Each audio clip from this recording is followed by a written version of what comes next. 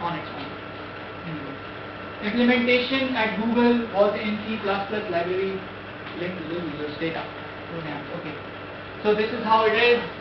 As I explained, user program commits problem over here. Master divides it into the workers split, and then joins it back and gives you that. So maybe input file, map page, intermediate files, review page, output file. You need to write these two. So MapReduce implementation, C++, binding in Java, Python. Hadoop is the alternate open source because MapReduce was proprietary by Google. You can use Hadoop, which is open source implementation in Java, initiated by Yahoo. You can understand why Yahoo wanted this, because they were competitors of Google, so they have to come up with something up for themselves. Now it's owned by Apache project. It's still open source. You can use it. Rapidly expanding system software ecosystem. Now you can use it. Lots of custom research implementation for GPUs and cell processor. People are doing something when they have parallel GPU, parallel cell processors. If you are into game programming, you might know.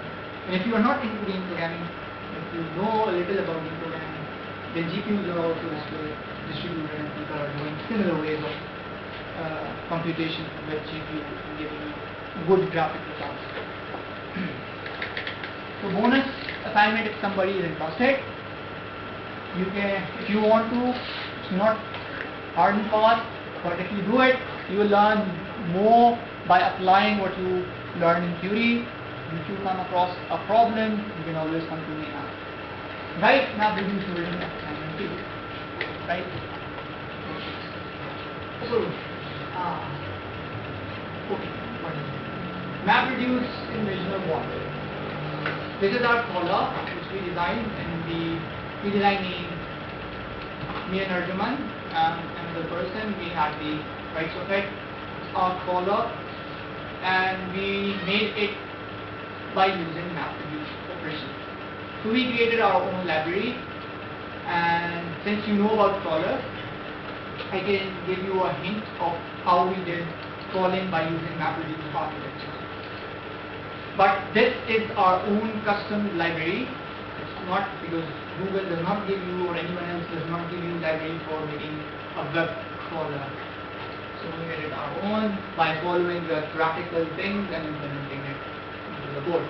So what we did for the mapper part, we did making URL list from URLs. So coming back here, I explained the crawling problem so that it's another example, a real world example, not a toy example. So this is a master who is responsible for things in terms of crawling, right? Master is the program. Master is central controller, who is responsible for every activity for web crawling, right? So as you remember, in web crawling, we have to download the entire World Wide Web. It's not entire, maybe important part of World Wide Web, right? You remember that, right? We download every web page that we know. As you remember, you can default, you have seed URLs with which you find further links, right? So there are, for example, multiple machines responsible for downloading those web pages. We'll call them slaves. And the one who is responsible for scatter and gather is actually master. So what that master did was making number of URLs to be crawled by slave 1, by slave 2, by slave 3, by slave 4. For example, 4 different lists for 4 different slaves. So this was termed as here as map. You can get the idea. So here. Then in collect phase, okay, collect is. Leave this part because this is little. Okay, not leave. I'll explain. There are 3 primitives in MapReduce. One is map, other is collect, and the third one is reduce. In collect, it's little bit like reduction. Okay, what happens? These will generate some further URLs, right? When you say to them, for example, you said to him, You said to this slave machine, download Yahoo's main index page. It finds further URLs from the Yahoo web page, such as Yahoo News, Yahoo Mail, Yahoo Sports, and blah blah. So there is a possibility that what this finds as new URLs are also being found at this slave. So there would be a duplication, right? Or maybe it was already downloaded, right?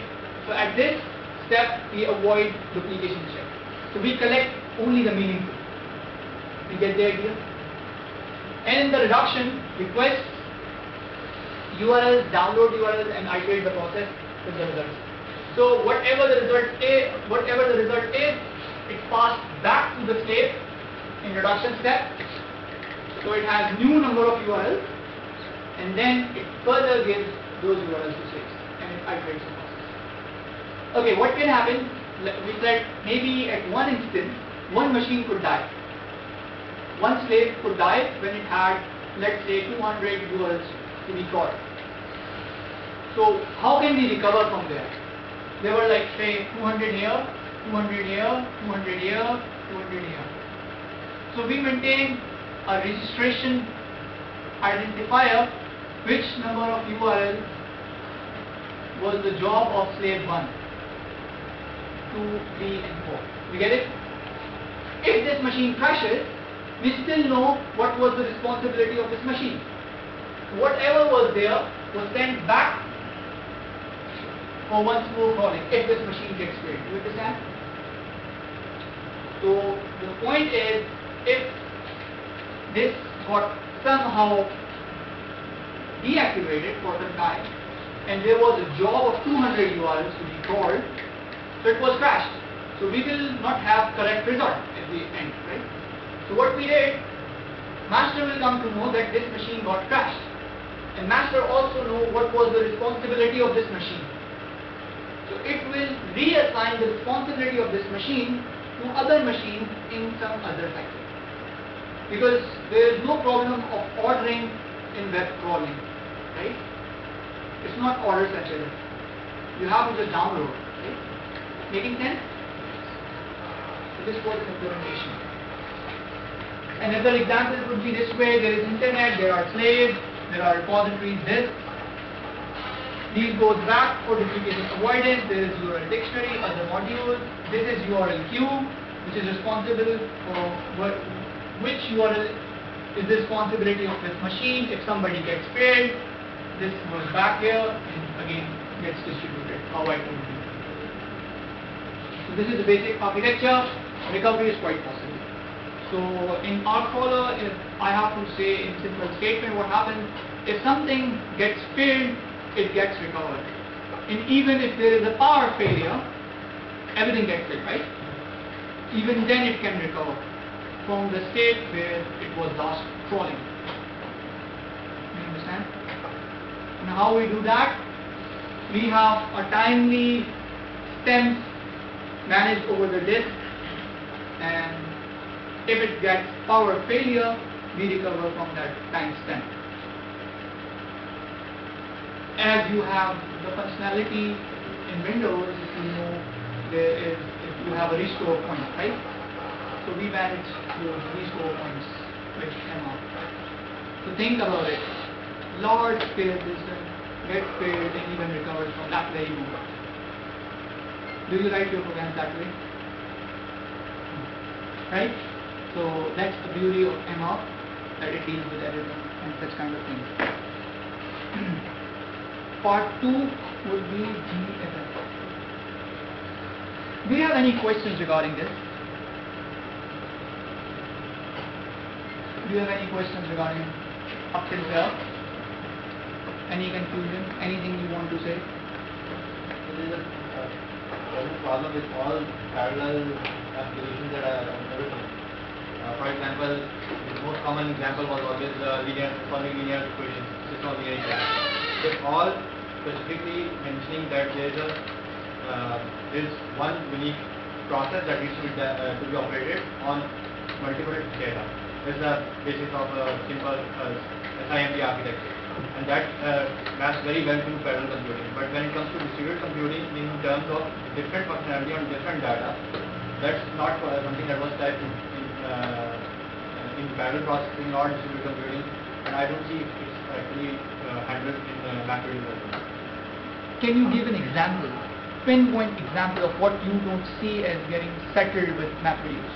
For example, if I am trying to run a classification problem, Run a classification problem on unknown data sets where I don't have any labels on data, and I need to figure out some clustering of my data. There can be a lot of different views of same data. It can be clustered in, let's say, two distinct clusters, or in 4 distinct clusters, or 6 distinct clusters, depending on different applications. And I can use different techniques for clustering and come up with different clustering nodes or different centroids for that data. I get the picture. Okay, you're talking about machine learning, right? Right, machine learning. And you don't have a labeled data set, but somehow by seeing the structure you'll generate something. Okay, think about it. Can you partition the data set into different halves?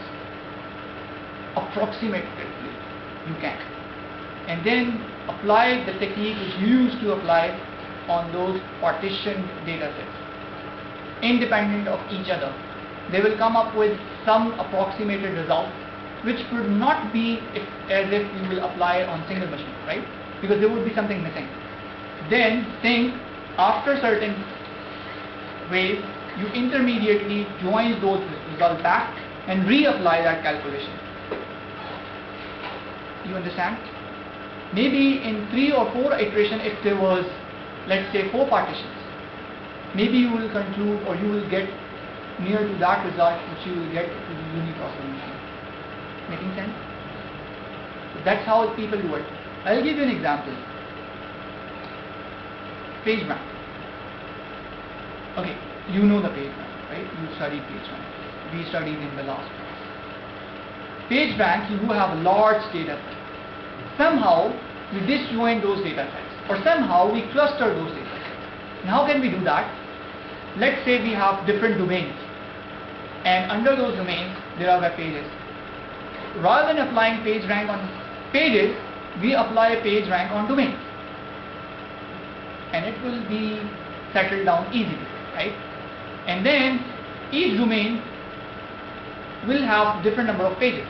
Then on second run, we may apply it on domains pages. For example, first we'll calculate the page rank. Let's say there were 2 domains only, and D1, D2, and there were, like, say, 25 pages here, 30 pages here. Somehow we'll calculate the result of page rank of only domains. Let's say there was the page rank came out to be 0.4 here and 0.6 here. And then on second time